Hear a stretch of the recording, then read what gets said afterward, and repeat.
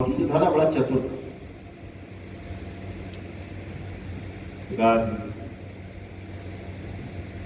ठीक, हमारी कल बहस लगी, उसने उसके मुंशी को पटा लिया। यार भाई एक काम कर, तुझे 100 रुपए दूंगा, तो अपने वकील साहब के कोर्ट की बटन काट के मुझे दे दियो। कौन सी बटन के ऊपर से दूसरी वाली?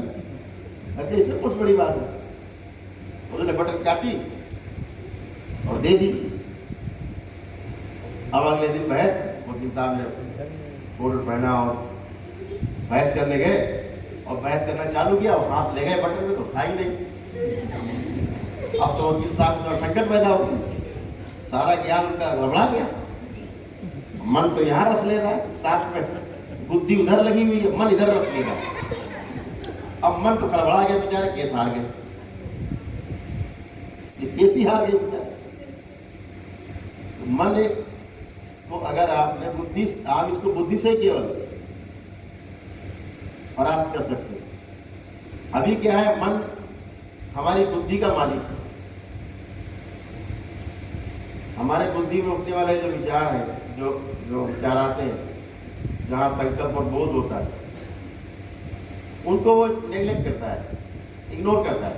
अरे ठीक। और आत्मा क्या करती, घर के उस मुखिया की तरह है, तो चुपचाप बैठे देखा करती है। वो समझ रही कि क्या गलत है क्या सही है, संदेश भी दे रही है बुद्धि को कि देखो ठीक नहीं है, ये काम ठीक नहीं है, नहीं करना है। अरे ये काम ठीक है, इसको करना है, तो वो कर नहीं रहा है। वो ये आत्मा अंदर से संदेश देती है बुद्धि के द्वारा, मन तक जाता है। बुद्धि से चित्त में, चित्त से वृत्ति में, वृत्ति से मन में, ऐसे सीक्वेंस। और पलट के जब चलता है, जब हम जीव अवस्था में रहते हैं, अपने को शरीर मान के जीते रहते हैं, तो उल्टा चलते हैं। मन से वृत्ति, वृत्ति से चित्त, चित्त से बुद्धि, बुद्धि आत्मा तक जाने का जुगाड़ ही नहीं। बुद्धि मामला खत्म हो जाता है। और जब हम ज्ञान की दिशा में चलते हैं, तो हम आत्मा की तरफ चलते हैं। तो आत्मा, फिर बुद्धि, फिर चित्त, फिर वृत्ति, फिर मन। तो ऑर्डर कहाँ से आ रहा है? आत्मा की तरफ से फॉलो हो रहा है। अभी जब हम अपने को शरीर माने रहते हैं, तो ऑर्डर कहाँ से फॉलो हो रहा है? मन की तरफ से। मन, वृत्ति, चित्त, बुद्धि, ऐसे फॉलो, उल्टा। जब हम ज्ञान के आधार पर जाते करने, तो ऑर्डर में होते हैं। जैसे बच्चे भी ऑर्डर में, उनको वो काम कर। आपका कोई दुश्मन है, बच्चों से कोई लेना देना नहीं, वो बच्चे, उनके लिए कोई दुश्मनी नहीं, परमहंस की स्थिति है। आप उन्हें कूटते हैं, खबरदार जो उसके बच्चे के साथ खेले आज के बाद से, जान से मार देंगे। बेटा है हुआ क्या है मार देते भैया जान से, हम तो खेल ही रहे केवल।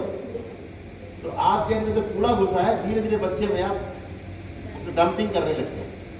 ये खराब है, वो अच्छा है, वो गड़बड़ है, वो चोर है, वो लुटेरा है। ये आप अपने, आपको जो प्रिय लगता है, जो आपके हित में है, जो आपको लाभकारी है, उसके अनुसार उसको सिखाते हैं। जिसको हम लोग बोलते हैं प्रिय हित लाभ के अनुसार आप काम करते हैं। मन गड़बड़ हो जाता है। और जैसे दृष्टि सत्य की होती है, आत्मा से मन की ओर बहते हैं। अब ये मन से बुद्धि की ओर बह रहे हैं, आत्मा तक पहुंच नहीं होती। फिर क्या है, जब आत्मा से हम मन की तरफ बहते हैं, सीक्वेंस में, ऑर्डर में, तो वो गति जो है, वो स्थिति हमारी सबसे ज्ञानवान मानी जाती है। उसे कहा जाता है ज्ञान गोचर। तो बच्चे तो अभी इसी में बह रहे हैं। मन तो निर्मल होता है, शुरू में जो निर्मल ही है वो, लेकिन उसमें जुगाड़ है अपवित्र होने का। ये जुगाड़ आत्मा में नहीं है कि आत्मा अपवित्र हो जाए।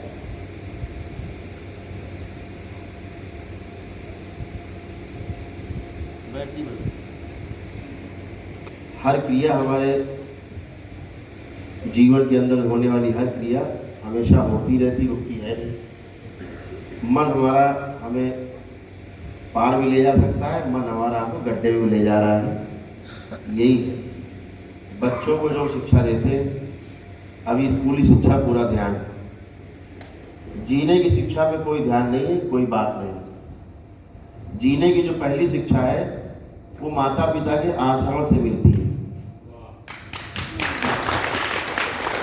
और अगर आचरण में आपके से कंटेंट आपके पास नहीं है, जीने का मॉडल आपके पास नहीं है, तो बच्चे भी कुछ आपसे लेते हैं, कुछ पड़ोस से ले लेते हैं, कुछ मित्रों से पा जाते हैं।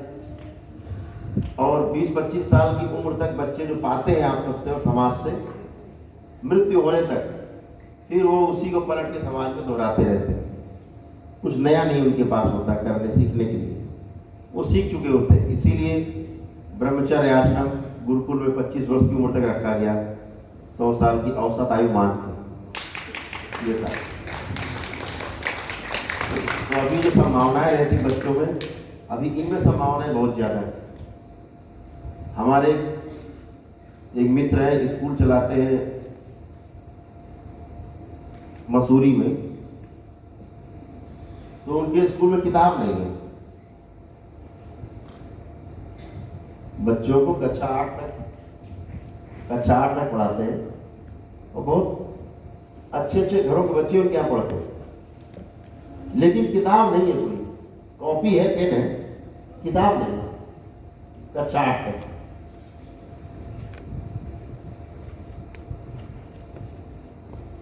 क्यों नहीं है? वो कहते हैं कि भाई जहां हमें जीना है, जिसके साथ जीना है, पहले वो बात तो समझ लो, वस्तु से परिचय तो कर लो। अभी क्या बच्चों पढ़ाते, का से कबूतर ऐसे पढ़ाते, का से कबूतर। अब चूंकि कबूतर उसने देखा वो पहले से, अब आप बताते का से कबूतर होता है, का से कबूतर कैसे होता है? अब उसके लिए संकट है ना। लेकिन अब बोलो का से कबूतर बोलेगा तब क्या? टीचर की छड़ी देखता है और का से कबूतर बोलता है। अब का से कबूतर होता नहीं, का से कबूतर बन सकता नहीं, ना होता है। कबूतर तो कबूतर है, कबूतर तो कबूतर है। अरे पहले कबूतर आए, पहले का आया? कबूतर आया तो बाद में नाम रखा हम लोगों ने उसका। पहले वस्तु आई तभी तो हमने उसका नाम रखा। ऐसा तो नहीं पहले नाम रख दिया वस्तु बाद में आई। तो पहला काम क्या कि वस्तु से परिचय हो। तो वस्तु से परिचय कराते हैं, बच्चों से फुलवारी लगवाते हैं, बीजों की पहचान कराते हैं, अन्न की खेती होती है, अन्न की खेती में उनसे काम करवाते हैं, जाते बच्चे श्रम करते हैं। और इस तरह बच्चों का वस्तु से परिचय होता है। मन क्या है, माता पिता क्या है, ईश्वर क्या है, सभी से परिचय होने लगता है। ये अमृत है कि ये जहर है, ये किस लिए है, फालतू में है, भगवान से गलती हो गई है कि प्रयोजन के साथ में है। हर वस्तु प्रयोजन के साथ में है कि नहीं? बिना प्रयोजन के तो नहीं होता कुछ। जब तो वहां क्या वस्तु से परिचय कराते हैं, कहाँ से कबूतर नहीं कराते। वो सीधे बताते हैं बेटा ये कबूतर है, ऐसे बताना है, ये कबूतर है, ये खरगोश है। नहीं, कहाँ से कबूतर और खा से खरगोश। मान्यताएं ऐसी हैं। जब जानने जाते तो फंस जाते। अभी हम कहें एक सेब में एक सेब घटाओ, कितना बचेगा? एक सेब से एक सेब घटा दिया, एक से एक घटा दिया, क्या बचा? 0 सेब बचा। ठीक है, अभी हम आपको 2 सेब देते हैं, उसको घटाओ एक सेब, एक सेब से एक सेब घटाओ, कितने बचेंगे? एक सेब 2 सेब है ना आपके पास, कैसे घटाओगे उसको? खा लेंगे। अब से वस्तु क्या है? वास्तविकता है। वस्तु वास्तविकता है, एक से एक घटता नहीं। प्रकृति में एक से एक 2 होते हैं। प्रकृति में व्यवस्था में 1 और 1 2 होता है, 1 और 1 0 नहीं होता कभी। अब हमने माना कि 36 बराबर का। अब बताइए 36 बराबर का कैसे हो? मान लिया, माने हैं, मान लिया कि पथरी देवी है, लगे अगरबत्ती सुलगा ले, पथरी देवी जय मैया देव, प्रेत ही पूज रहे, माने हुए हैं, प्रेत पूज रहे, पता ही नहीं। तो ऐसे मान करके चलना बहुत खतरे में है मामला। मेरा इतना कहना है कि हमारे महापुरुषों ने, हमारे ऋषि मुनियों ने जो परंपराएं बनाई, जो भी हमारे लिए नियम बनाए प्रकृति को पहचान करके, नियम उन्होंने नहीं बनाए, नियम सिर्फ पहचाने हैं प्रकृति में, पहचान करके लिख दिए कि अनुकूल है, ये प्रतिकूल है, ऐसा करना। तो जितना भी लिख दिया उसको मानना है, जरूर मानना है।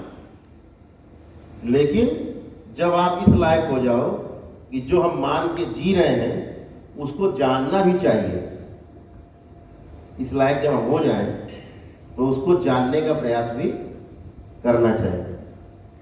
उसी को कहते हैं ध्यान देना। तो जानने की पहली क्रिया है, ध्यान देना से शुरू होती है ध्यान होने तक। ध्यान देने का मतलब अध्ययन करना, अध्ययन।